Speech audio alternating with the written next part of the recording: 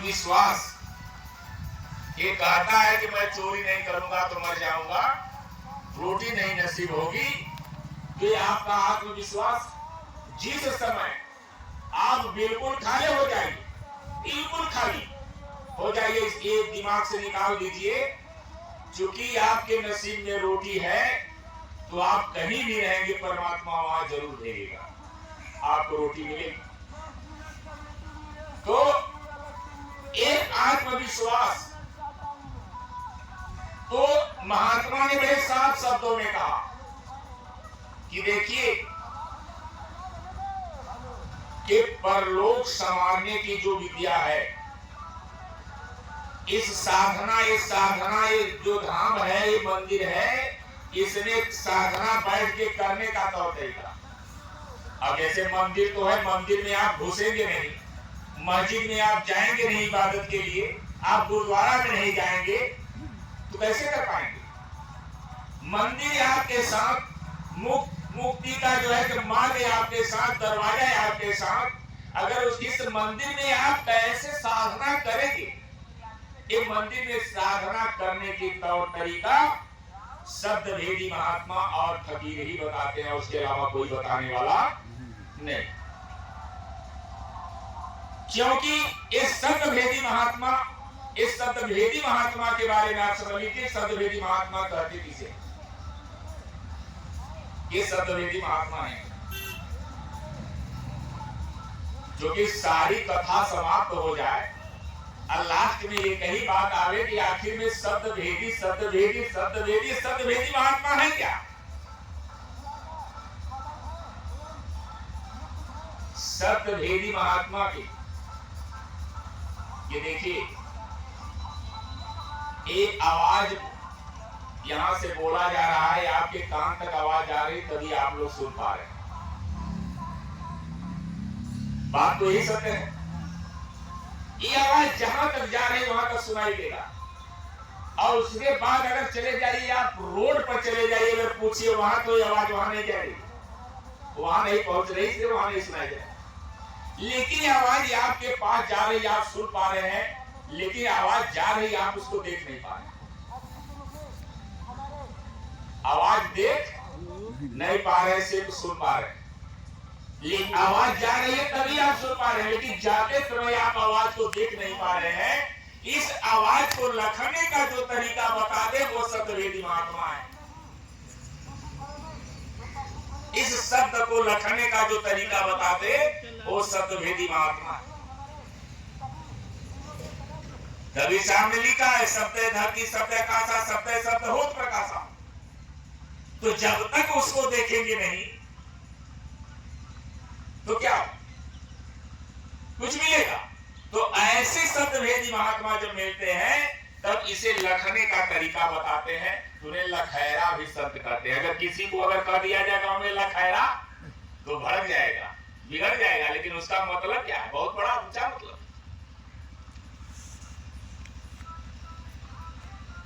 तो ये सुन तो रहे हैं, लेकिन इसे लखने का जो तरीका बता दे वो शब्दभेदी महात्मा है। दूसरी बात कि हवा चल रही है, पेड़ पौधे हिल रहे हैं, तो अपने शरीर में टच हो रहा है, महसूस हो रहा है कि नहीं हवा चल रही। सीधे आप आकाश में देखिए, यहाँ तो पत्ते हिल रहे हैं, लेकिन आकाश में सीधे देखिए हवा दिखाई नहीं देती। इसे भी जो लखने का तरीका बता दे वो शब्दभेदी महात्मा। तीसरी बात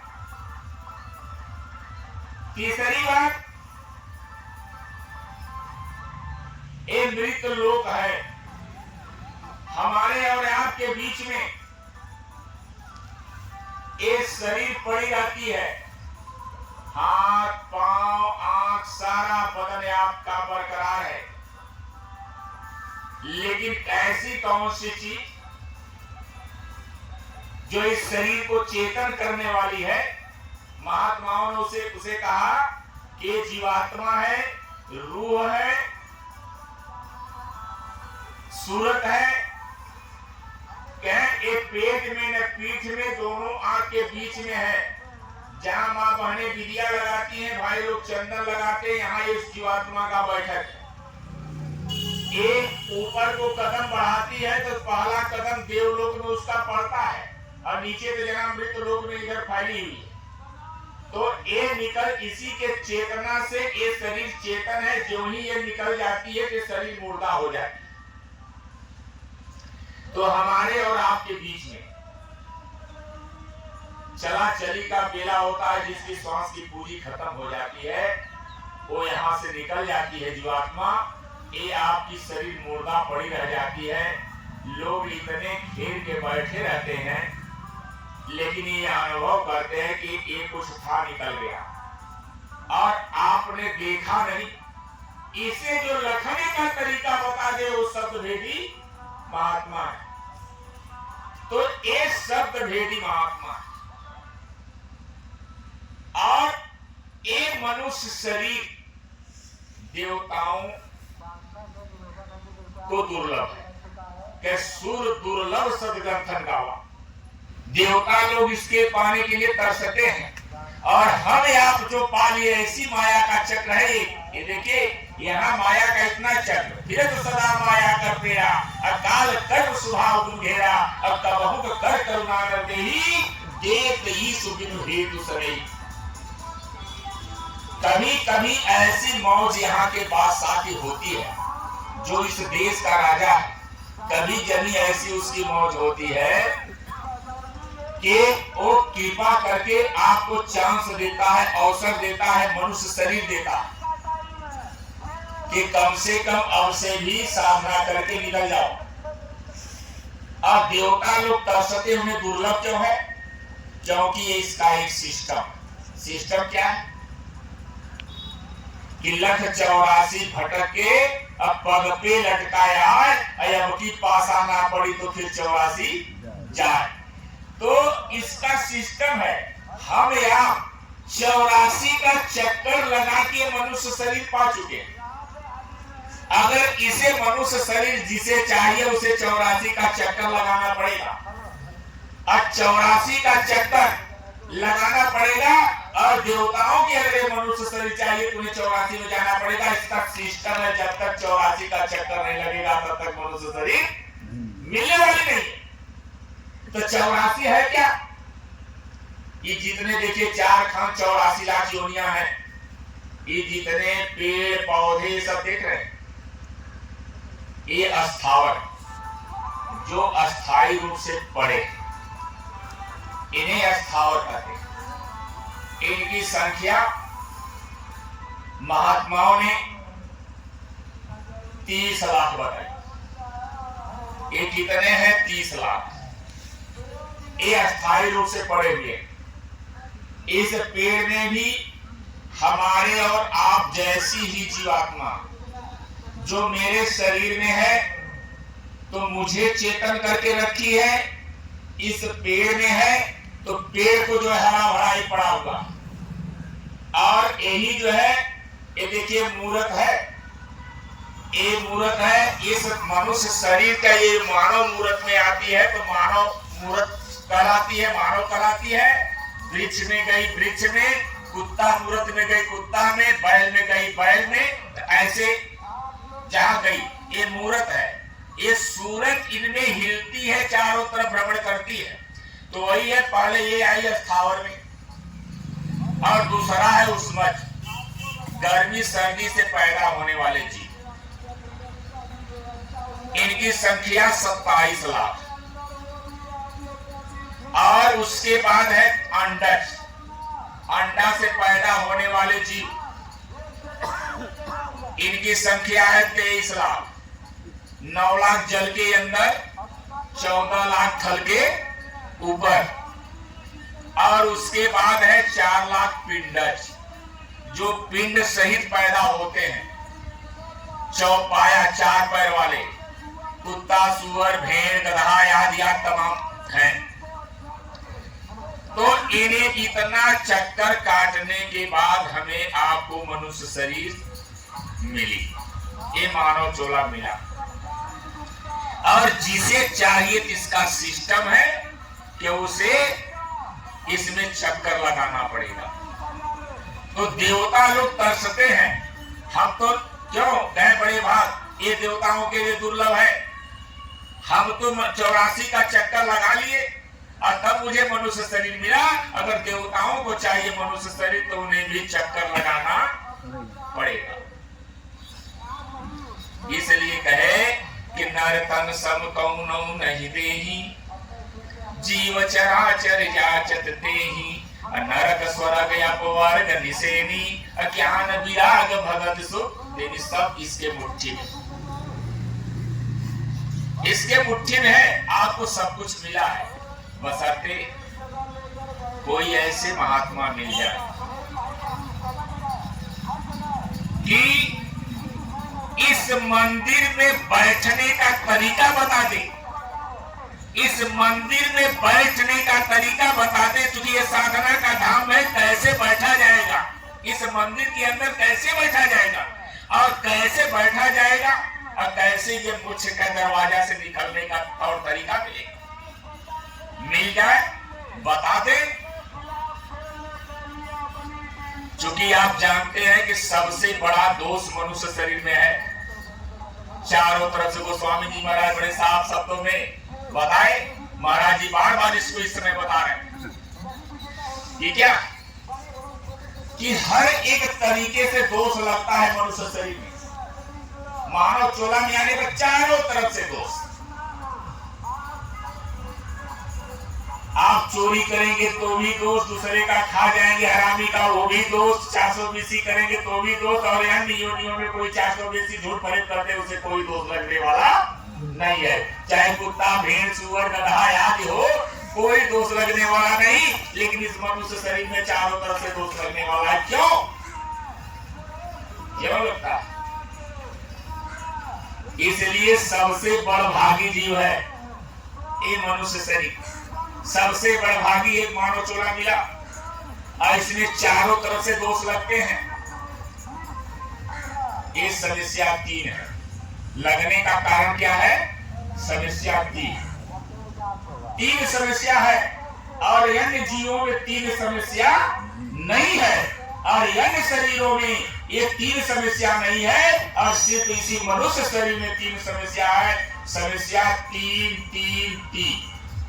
3 समस्या क्या है? पहली समस्या बड़े में नाम, पहली समस्या बड़े में नाम, और दूसरी समस्या रोड के दाम, अब तीसरी समस्या धन से हीन समस्या। 3 ये 3 समस्या है, क्योंकि यज्ञ मूर्त में नहीं है। चाहे कुत्ता है आपके घर में, कुत्ते की मूर्त है, कुत्ता घुस के घर में आपके सारे जो है भोजन बनाया हुआ सब कुछ खा जाए, लेकिन उसको दोष नहीं लगेगा। अगर आप डंडा से मार दिए उसको तो आपको दोष लगेगा, लेकिन उसको दोष नहीं है। आपको दोष कहां से है? हवा चलेगा तो भी आपको दोष, हर एक तरीके से दोष लगना। क्यों? क्योंकि सबसे आप देवताओं से बड़ी शरीर मिली है, और इतनी बड़ी शरीर पाने के बाद, इतना मानव चोला इतना बड़ा पाने के बाद, जिसके साथ गए मंदिर बहुत पवित्र माना जाता है। मंदिर पवित्र होता है, उस मंदिर में बड़ी पवित्रता होती है, वहां साधना करते हैं लोग। और जब एक साधना का धाम मोक्ष का दरवाजा आपको मिला है, और इतना बड़ा साधना का धाम और मोक्ष मुक्ति का साथ साथ चल रहा है, और इतना बड़ा पाने के बाद अगर गलती करते हैं तो दोष लगेगा। और दोष लगने का ही सबसे बड़भागी जो है, इतना बड़ा शरीर पाने के बाद। तो ये समझ लीजिए, समस्या 3 ये 3 समस्या है क्या? पहली समस्या बड़े में नाम, नरतन सम कौनौ नहीं देहि, जीव चराचर जाचत तेहि, नरक स्वर्ग अपवर्ग निसेनी, ज्ञान विराग भगत सुख देहि। सब आपके मुट्ठी में। कृष्ण ने अर्जुन से कहा, हे अर्जुन, इन चींटियों के पीछे देखो, जो चींटा आ रहा है ये अनेकों बार ब्रह्मा बन चुका है। कितनी बार? अनेकों बार ब्रह्मा बन चुका है। अब विचार कीजिए कि अनेकों बार वो ब्रह्मा बना चीटा, इसको बार बार गुरु महाराज भी बताते और इसी को बार बार जो महाराज भी कहता। क्यों? कि एक मनुष्य शरीर पाने के बाद वो ब्रह्मा भी बना, और ब्रह्मा बनने के बाद भी आप विचार करो आपका कल्याण नहीं है, क्योंकि ब्रह्मा बनने के बाद भी चीता में जाना पड़ा। अब हमें आपको विचार करना है, हम साधना करते हैं, हम कहां तक पहुंचे हैं? ब्रह्म पद को क्रॉस हुए कि नहीं हुए? अगर ब्रह्म पद तक नहीं पहुंचे तब तो ये भी बहुत दूर है।